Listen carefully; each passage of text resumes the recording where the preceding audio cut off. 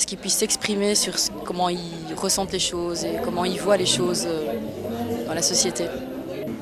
Politique, jeunesse, oh là là.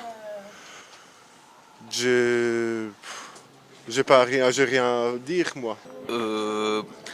Pas vraiment, j'ai pas beaucoup de questions, je reviens de vacances en fait. Maintenant les questions, je pense qu'elles vont venir au fur et à mesure en échangeant tous ensemble sur ce sujet. Donc la révolte, c'est pas la révolte en soi, mais il y a des choses qui sont révoltantes et qu'on interdit aux gens, jeunes ou pas d'ailleurs, de se révolter. On nous habitue à accepter l'inacceptable, quoi. Moi, je travaille quand même avec eux depuis à peu près 5 ans, avec des jeunes au niveau théâtral, etc. Et voilà, ils n'ont pas un accès à la culture assez facile, quoi. Donc là, ce serait bien d'essayer de faire quelque chose par rapport à ça. Je pense que ce serait déjà un bon déclic pour eux, quoi. Pour la jeunesse en elle-même, je ne suis pas sûre que mes jeunes aient pleinement conscience de ce dans quoi ils sont.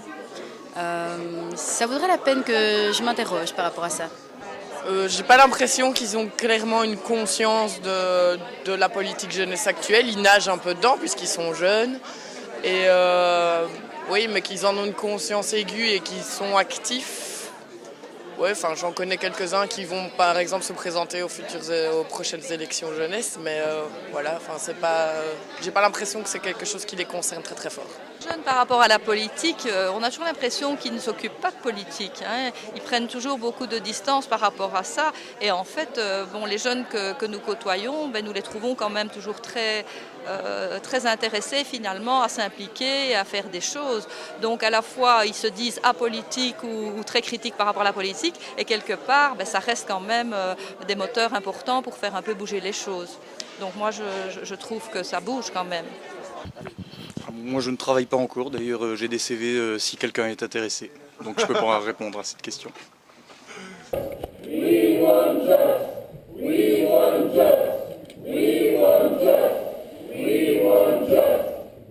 Je trouvais ça beau de voir les autres personnes en action. Enfin voilà, tout un groupe qui ne se connaît pas en fin de compte et qui en 2 heures arrive quand même à être dans des interactions assez sympathique. Le temps est là, il faut aller vite, quoi. Alors que je pense qu'on peut aller plus loin, on faudrait plus consacrer une journée par atelier peut-être ou quoi. On avait notamment un monsieur qui travaille en IPPJ, on avait une coordinatrice de maison de jeunes, etc.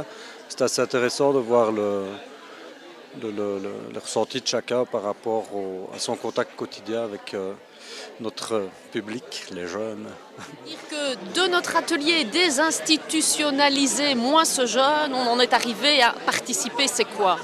Donc je propose que la prochaine journée soit sur participer, c'est quoi? L'intéressant, c'est qu'on n'est pas dans une présentation un peu ex cathedra, méthodologique. On essaie justement d'explorer les possibles en se posant des questions sur à la fois les limites du rôle de l'animateur, mais aussi les rêves, le militantisme et ce qui intrinsèquement fait qu'il peut à un moment donné être acteur de changement avec les groupes avec lesquels il évolue. Qu'est-ce qu'un projet réussi ? Idéalement, il devrait, je parle de mon secteur, il devrait être amené par les jeunes. Ça, ce serait dans l'idéal.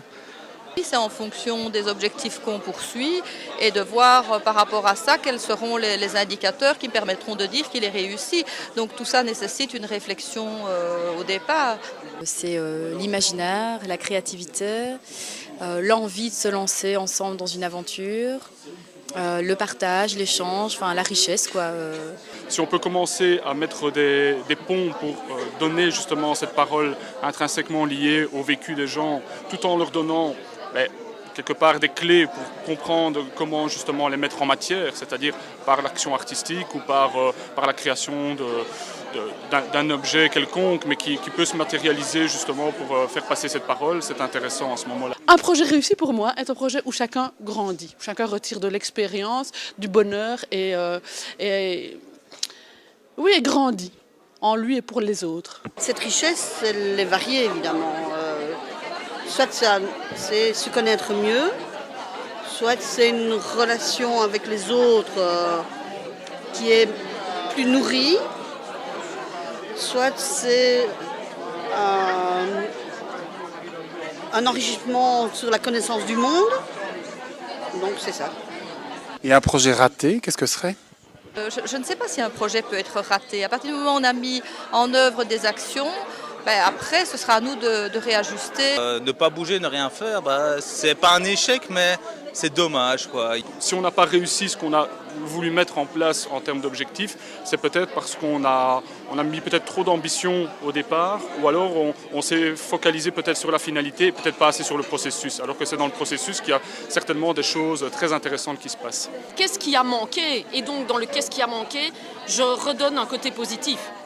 Et il y a une expression qui dit quand on est vraiment au bas, on ne sait faire qu'une chose, c'est redonner un coup de pied pour remonter. Et donc là, je pense que si on tire des leçons de ce qui pourrait être échec, alors on a gagné. Il y a un projet interdit. Un projet interdit? Ne pas l'interdire, mais le transformer pour que les personnes qui ont de telles idées puissent être en contact avec d'autres pour ouvrir le débat. Mais moi, je n'interdirais pas de projet. C'est ma petite idée. Le projet interdit est un projet qui n'existe pas. Il n'y a pas de projet interdit. Un projet interdit, c'est un projet qui est mis en place par quelqu'un et qui ne rapporte qu'à cette personne. C'est-à-dire qu'on utilise le public pour promouvoir sa personne, pour une promotion, pour le faire valoir, comme c'est le cas parfois où on utilise un public pour lui faire dire des choses dans un cadre qui n'est plus cette fois-ci souple mais très restreint. Et on se congratule d'une pseudo-réussite, mais c'est toujours les mêmes personnes qui vont dire que c'est une réussite.